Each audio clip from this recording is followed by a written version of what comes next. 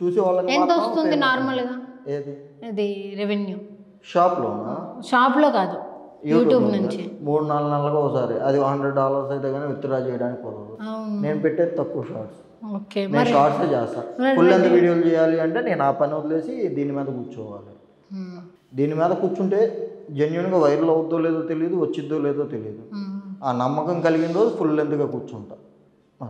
కాబట్టి ఫేమ్ ఉంది, దాన్ని నిలబెట్టుకోవడానికి చేస్తున్నా తప్ప దీని మీద సంపాదించేద్దాం. ఎవరు రాస్తారా కంటెంట్ అంతా? ఎవరు రాస్తారు? నాకు కామెడీ ఏదన్నా ఇప్పుడు మీరు కనపడి 4 మాటలు మాట్లాడితే దాంట్లో కామెడీ అనిపిస్తే అది చేసేస్తాను అంతే. అంతే తప్ప ఎక్కడన్నా చూసిందో చేసిందో అంటే. ఎక్కడైనా ఆడిషన్స్ కానీ వెళ్ళడం కానీ ఇలా యాక్టింగ్ అంటే అవి ఎక్కడెత్తారో కూడా నాకు తెలియదు. ఎక్కడిస్తారో కూడా తెలియదు. నార్మల్గా ఎవరైనా సరే ఇలా నువ్వు బాగానే చేస్తున్నావు, ఏదన్నా ఛాన్స్ ఇస్తానని ఎవరైనా అన్నారా? కాల్స్ ఛాన్స్ ఇస్తానని 3-4 అన్నారు. వాళ్ళకి ఛాన్స్లు ఉన్నాయో లేవో నాకైతే తెలియదు. జెన్యున్గా ఇస్తానన్నా, మళ్ళీ అది అబద్ధం అని నేను అనను. వాళ్ళకి నేను నచ్చాను ఇస్తానన్నారు, వాళ్ళకి ఛాన్స్ ఉందో లేదో నాకు తెలియదు. ఉంటే పిలుస్తారు కదా. ఓకే, మీకు రోల్ మోడల్ ఎవరు మీ లైఫ్లో? అంటే నాకు ఇన్స్పిరేషనల్ పర్సన్, రోల్ మోడల్ ఎవరైనా ఉంటారు కదా. బాగా బతకడానికా లేకుంటే ఆడటోళ్ళతో మంచోడిని అనిపించుకోవడానికా? రెండిట్లకి. మంచోడిని అనిపించుకోవాలి అంటే మదర్ తెరీసా అవ్వాలి నేను. బాగా బతకడానికి అంటే టాటా గారును. ఫారినర్స్లో అయితే మాత్రం ఆస్తి మొత్తం రాసి ఇచ్చేసాడు. ఆయన పేరేంటే ఎప్పటికీ సింపుల్గా బతుకుతాడు, పేరు మర్చిపోయాను. ఆస్తి మొత్తం రాసి ఇచ్చేసారా? 90% ఇచ్చాడు, 10% బిల్ గేట్స్. అవునా, బిల్ గేట్స్. వాళ్ళలో క్వాలిటీ ఏం నచ్చింది? క్వాలిటీయా? సంపాదించడానికి పక్కన వాళ్ళ మీద ఆధారపడాల. సంపాదించిన తర్వాత అవసరం లేదని ఇచ్చేసారు, అది బాగా నచ్చింది. మీరు అలా సంపాదించే తెలివితేటలు ఉన్నాయి, నేను సంపాదించగలనని ప్రపంచానికి ప్రూవ్ చేశారు. సంపాదించిన తర్వాత అది నాకు అవసరం లేదు, ఇచ్చేసారు. టాటా గారు కూడా ఇచ్చారు. చాలా మందికి తెలుసో లేదో నాకైతే తెలియదు. నాకు ఎప్పటికీ నాకు నచ్చిన ఆయన. మదర్ తెరీసా గారి లాగా మీరు సేవలు సేవలు చేసే ఓపిక లేదు, కానీ ఆవిడలా ఉంటే బాగుండు కదా అనిపిస్తుంది. Nice, super. మీకు డ్రీమ్ ఏంటి? డ్రీమ్ రోల్ అని కానీ లేకపోతే నా లైఫ్లో ఇది ఫుల్ఫిల్ అవ్వాలని ఏమన్నా ఉందా? ఇప్పుడు RRR సినిమా వరల్డ్ వైడ్ వెళ్ళింది కదన్నా. అటువంటి సినిమాల్లో ఏదో ఒక మూలం నేను నిలబడిన నా cinema world wide pan India స్టార్గా చెప్పుకోవడానికి సిగ్గుపడను. పాన్ ఇండియా యాక్టర్ అవ్వాలనుకుంటున్నాను. పాన్ ఇండియా కాదు, pan world fix. Pan world.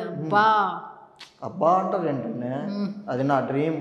అదే నవ్వులాట ఉండొచ్చు, నాకు అది ఇంపార్టెంట్. నేను నవ్వట్లేదండి, మీరు నాకు స్మైలీ ఫేస్ కనపడుతుంది. మరి అంటే ప్రౌడ్, దాన్ని ప్రౌడ్. మా ఊర్లో ప్రౌడ్. ఈసారి నుంచి జనాల ముందు ఇలాగే ప్రౌడ్గా ఫీల్ అవుతా. వాళ్ళు నన్ను తంతే మాత్రం మీ అడ్రస్ చెప్పండి, మిమ్మల్ని కొడతావు. సరే అండి, చెప్పండి. అక్కడ నేను ఉండను కాకపోతే. కానీ సో సూపర్గా ఫన్నీగా కౌంటర్లు ఇచ్చుకుంటూ బాగా చేసాము. మీ లైఫ్లో ఒకవేళ మీ పిల్లలు వచ్చి మీ దగ్గరికి నేను ఏది అవ్వాలనుకుంటే అది చేస్తావా, లేకపోతే నీ కోరిక ఏమైనా ఉందా అది అవ్వాలనుకుంటున్నారా అని ఎవరైనా అడిగారు అనుకోండి, నీ డ్రీమ్ ఏమైనా ఉంటే చెప్పు, అది నేను అవుతానంటే అప్పుడు ఏం చేస్తారు? నా డ్రీమ్ ఎవరు అచీవ్ చేయరు కదా, చేయలేరు. పాన్ ఇండియా వరల్డ్ అలా కాకుండా డాక్టర్స్ అవ్వాలని మీ పిల్లలు ఏమవ్వాలనుకుంటున్నారు? అంటే చిన్నప్పటి నుంచి ఇంట్రెస్ట్ ఉండేది. అంటే టీవీ మీద బొమ్మ చూసిన ప్రతిసారి. ఫస్ట్ టైం ఎక్కడ చేశారు యాక్టింగ్?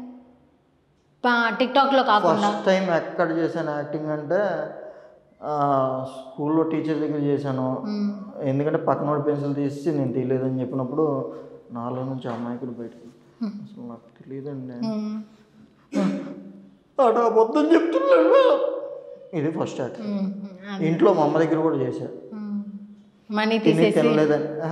మనీ విషయం అయితే ఊరంతా ఉరికించి కొట్టింది. అవునా? ఊరంతా ఉరికించి కొట్టింది. తీసాను, డబ్బులు తీసానని చెప్పా.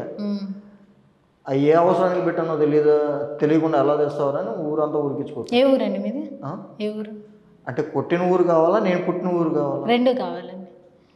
నేను పుట్టిన ఊరు నంబూరు అండి, కొట్టించుకున్న ఊరు పెదకాకాని అమ్మమ్మ గారు ఊరు, నంబూరేమో నాయనమ్మ గారు. అంటే వాళ్ళకి రాసి ఇవ్వలేదు, కానీ నేను పుట్టిన ఊర్లు కాబట్టి వాళ్ళ ఊర్లు అని చెప్పాను. నేను రాశారని అడగనులేండి, ఎందుకంటే మీరు ఈ డైలాగ్ వేస్తారని నాకు తెలుసు.